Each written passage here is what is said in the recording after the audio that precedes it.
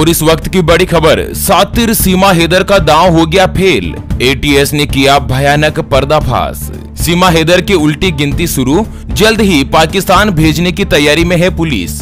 जी हां दोस्तों, पाकिस्तान के रास्ते भारत आने वाली सीमा हैदर का नाम तो आपने सुना ही होगा और सीमा हैदर को एटीएस ने गिरफ्तार किया। गिरफ्तार करने के बाद उससे कड़ाई की पूछताछ करी, जिसमें हैरान कर देने वाले खुलासे हुए। हर महीने 25,000 रुपए की सेविंग करती थी। 2 जांच कमेटी बिठाई और साथ ही आप सोच रहे होंगे कि सीधी सादी लड़के के बारे में, घरेलू लड़की के बारे में, लेकिन पाकिस्तान में घर पर पूरे दिन क्या करती थी सीमा हैदर, पति ने बता दी हैरान कर देने वाली बात। और वहीं आपको बता दें, 4 मोबाइल फोन, 5 पाकिस्तानी पासपोर्ट, सीमा हैदर पर कसा खतरनाक शिकंजा। और वहीं एक और बड़ी हैरान कर देने वाली खबर, सचिन से पहले दिल्ली के कई लड़कों से संपर्क में थी सीमा हैदर। सेना के अधिकारी को भी भेजी फ्रेंड रिक्वेस्ट। तो आखिर क्या है सीमा हैदर के पीछे का सच, और सच से पर्दाफाश करने के लिए आज का हम ये वीडियो लेकर आए हैं।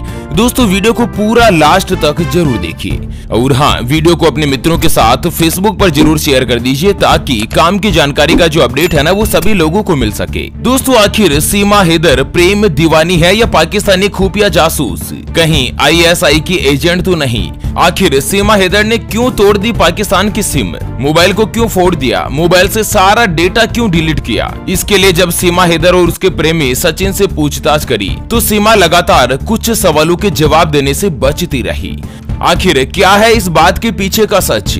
आपको बता दें, भारत में अवैध तरीके से घुसी पाकिस्तानी नागरिक सीमा हैदर के खिलाफ शिकंजा कसता दिख रहा है। यूपी एटीएस की टीम ने सीमा हैदर और उसके प्रेमी सचिन मीणा के खिलाफ पूछताछ पूरी कर ली है और अब अपनी रिपोर्ट उत्तर प्रदेश के गृह विभाग को भेजने की तैयारी में है। एटीएस की ओर से जारी ऑफिशियल विज्ञप्ति में अभी तक सीमा हैदर के खिलाफ जासूसी या किसी संदिग्ध गतिविधि की बात तो सामने नहीं आई है, लेकिन उसके पास से मिले 2 video cassette, 4 mobile phone, 5 Pakistani passport बरामद हुआ है, जिसमें एक पासपोर्ट पर अधूरा नाम और पता भी दर्ज है। प्रेस नोट में बताया गया है कि भारत में गैर कानूनी ढंग से प्रवेश करने के जुर्म में सीमा हैदर और उसके 4 बच्चों के खिलाफ कानूनी कार्यवाही की जा रही है। दरअसल यूपी एटीएस की ओर से जारी प्रेस नोट में सीमा हैदर और सचिन मीणा के बीच पबजी से शुरू हुई इस लव स्टोरी की सिलसिलेवार ढंग से पूरी कहानी बताई गई है। एटीएस के मुताबिक सीमा ने पूछताछ में बताया कि साल 2020 में पबजी ऑनलाइन गेम के जरिए वह सचिन मीणा के संपर्क में आई थी और इसके बाद दोस्ती बढ़ने पर दोनों व्हाट्सएप पर बात करने लगे। सीमा हैदर ने बताया कि वह 10 मार्च 2023 को टूरिस्ट वीजा पर कराची एयरपोर्ट से शारजाह एयरपोर्ट और वहां से काठमांडू पहुंची। उधर सचिन मीणा भी भारत से काठमांडू पहुंचा था, जहां 10 से लेकर 17 मार्च तक दोनों साथ में रहे। इसके बाद सीमा 17 मार्च को वापस पाकिस्तान चली गई और वहीं सचिन मीणा ने बताया कि वह 8 मार्च को नोएडा से गोरखपुर गया। वहां से 9 मार्च को सोनोली बॉर्डर के जरिए काठमांडू पहुंचा था। वहां न्यू विनायक होटल में वह और सीमा लगातार 7 दिन तक रहे। इसके बाद दोनों अपने अपने रास्ते वापस अपने देश चले आए। आखिर सीमा हैदर के पास कहां से आए पैसे? क्योंकि दोस्तों, आप सभी को पता होगा कि अवैध तरीके से भारत में आने के लिए भी पैसा तो बहुत ज्यादा खर्च करना पड़ता है। सीमा हैदर ने यूपी एटीएस की पूछताछ में बताया कि सीमा हैदर का पति 2019 से ही सऊदी अरब में नौकरी कर रहा है और वह घर खर्च के लिए हर महीने 70 से लेकर 80,000 रुपए सऊदी से भेजता था, जिसमें से सीमा करीब 20 से 25,000 रुपए बचा लेती थी और सीमा ने उन पैसों से अपने गांव में 10-10 हजार रुपए की 20 महीने के लिए 2 कमेटी भी डाली थी। ये दोनों कमेटी खुलने पर उसके पास 2 लाख रुपए जमा हो गए थे। इस कमेटी और अपनी बचत के पैसे से ही सीमा हैदर ने लगभग 12 लाख रुपए में एक मकान खरीदा था। हालांकि 3 महीने बाद ही उसने 12 लाख रुपए में वो मकान फिर से बेच दिया। यूपी एटीएस के मुताबिक सीमा हैदर ने बताया कि वह 11 मई को अपने 4 बच्चों को लेकर टूरिस्ट वीजा पर पाकिस्तान से काठमांडू पहुंची। वहां से 13 मई को भारत आ गई। उसने बताया कि वह अपने 4 बच्चों को लेकर पब्लिक ट्रांसपोर्ट वैन में बैठकर काठमांडू से पोखरा गई थी। फिर 12 मई 2023 की सुबह पोखरा से बस पकड़कर रूपनदेही खुनवा बॉर्डर से होते हुए यूपी के सिद्धार्थ नगर में पहुंची और वहां से लखनऊ आगरा होते हुए 13 मार्च को नोएडा पहुंची थी। एटीएस के मुताबिक सीमा 13 मई से ही सचिन मीणा के साथ नोएडा के रबुपुरा में किराए के मकान में रहने लगी। हालांकि इस बीच पुलिस को उनकी खबर लग गई और इसके बाद 4 जुलाई 2023 को नोएडा पुलिस ने सीमा गुलाम हैदर को गिरफ्तार कर लिया। रबुपुरा पुलिस ने सचिन मीणा, सीमा हैदर और उसके पिता नेत्रपाल को विदेशी अधिनियम और आपराधिक साजिश के तहत गिरफ्तार करके जेल भेज दिया था और ये तीनों फिलहाल जमानत पर बाहर है। और वहीं यूपी एटीएस ने प्रेस नोट में बताया कि सीमा हैदर के पास 2 वीडियो कैसेट बरामद हुए, 4 मोबाइल फोन भी मिले और 5 पाकिस्तानी पासपोर्ट भी बरामद हुए हैं, जिसमें से एक पासपोर्ट में नाम और पता भी अधूरा है। आखिर किस तरह से खुला सीमा हैदर की गिरफ्तारी का राज?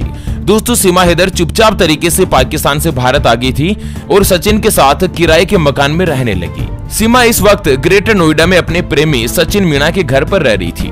अपने 4 बच्चों के साथ पाकिस्तान से कराची से वो पहले यूएई पहुंची, फिर वहां से नेपाल की फ्लाइट पकड़ी और नेपाल में सचिन उसे रिसीव करने पहुंचा था। इसके बाद वो बस पकड़कर ग्रेटर नोएडा पहुंचे। सीमा के पाकिस्तान जासूस होने के एंगल से यूपी एटीएस उससे लगातार पूछताछ कर रही है और वहीं सीमा हैदर का कहना है कि उसने सचिन से नेपाल में शादी कर ली थी।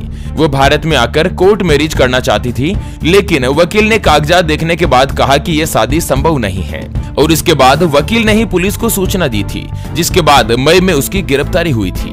सीमा और सचिन का कहना है कि साल 2019 में पबजी गेम खेलते हुए वो एक दूसरे के संपर्क में आए और पबजी के आईडी के साथ सीमा हैदर ने अपना नाम मारिया खान रखा था। नेपाल के रास्ते अवैध तरीके से भारत आई पाकिस्तानी महिला सीमा हैदर के पाकिस्तानी पहचान पत्र और पासपोर्ट की जांच में एटीएस उलझ गई है। दोनों पहचान पत्र में जन्म तारीख लिखी हुई है और जन्म पहचान पत्र के हिसाब से सीमा की उम्र मात्र 21 साल है, जबकि सीमा ने पूछताछ में बताया कि उसकी उम्र 27 साल की है और वो 4 बच्चे उसी के हैं। एटीएस ने शक के आधार पर सीमा और उसके पति सचिन और सचिन के पिता नेत्रपाल से लगातार 11 घंटे पूछताछ करी। लंबी पूछताछ के बाद शाम 7:30-8 बजे तीनों सेक्टर 58 स्थित एटीएस ऑफिस से निकले और एटीएस टीम तीनों को रबुपुरा छोड़कर गई है। उधर सेना के एक अधिकारी ने बताया कि सीमा हैदर ने सेना के अधिकारी को भी फ्रेंड रिक्वेस्ट भेजी थी फेसबुक के ऊपर। सीमा का भाई आसिफ पूर्व में पाकिस्तानी आर्मी में रह चुका है और वर्तमान में सीमा हैदर का जो चाचा है ना, वो पाकिस्तानी आर्मी में अधिकारी है। अच्छा, जांच में एक और बात सामने आई है कि 13 मई को भारत नेपाल सीमा के सोनोली सेक्टर और सीतामढ़ी सेक्टर में किसी भी थर्ड नेशन सिटीजन की मौजूदगी की कोई भी जानकारी नहीं है। सीमा और सचिन ने इन दोनों जगहों से भारत में एंट्री का दावा किया है, लेकिन उस दिन के सीसीटीवी फुटेज जब एटीएस ने खंगाल लेना तो वहां पर कहीं भी सीमा हैदर दिखाई नहीं दी। जैसा कि नियम है कि तीसरे देश का कोई भी नागरिक भारत नेपाल सीमा से इस पार या उस पार जाता है ना, तो दोनों देशों की पुलिस एक दूसरे को इसकी जानकारी देती है, लेकिन ऐसी कोई भी सूचना भारत की पुलिस को नहीं मिली। इससे साफ तौर पर यह पता चलता है कि दोनों ने झूठी कहानी एटीएस को बताई है। और वहीं एक और भी बड़ा खुलासा हुआ है कि सीमा और उसका पति, जिसको आप प्रेमी कहो या पति कहो, सचिन 7 दिन तक लगातार नेपाल के होटल में रहे थे, जहां पर भी दोनों ने अपना नाम गलत बताया था। नेपाल में सीमा ने खुद को भारतीय बताया और सचिन को उसकी पत्नी बताया। होटल के रजिस्टर में भी दोनों ने अपने असली नाम नहीं बताए थे, बल्कि फर्जी नाम से वहां पर रहे थे। सचिन एक दिन पहले ही नेपाल पहुंच गया था, जबकि सीमा अगले दिन नेपाल पहुंची थी। आखिर 18 घंटे की पूछताछ में सीमा हैदर ने इस बात का खुलासा अभी तक भी नहीं किया है कि उसने पाकिस्तानी सिम कार्ड को क्यों तोड़ दिया था, मोबाइल फोन के डेटा को क्यों नष्ट कर दिया। डेटा को डिलीट करने के ऊपर सीमा ने कोई भी जवाब नहीं दिया है। फिलहाल देखना यह है कि सीमा हैदर को पाकिस्तान भेज देना चाहिए या नहीं। इसके लिए एटीएस ने पूरी जांच बनाकर रिपोर्ट गृह विभाग को भेज दी है।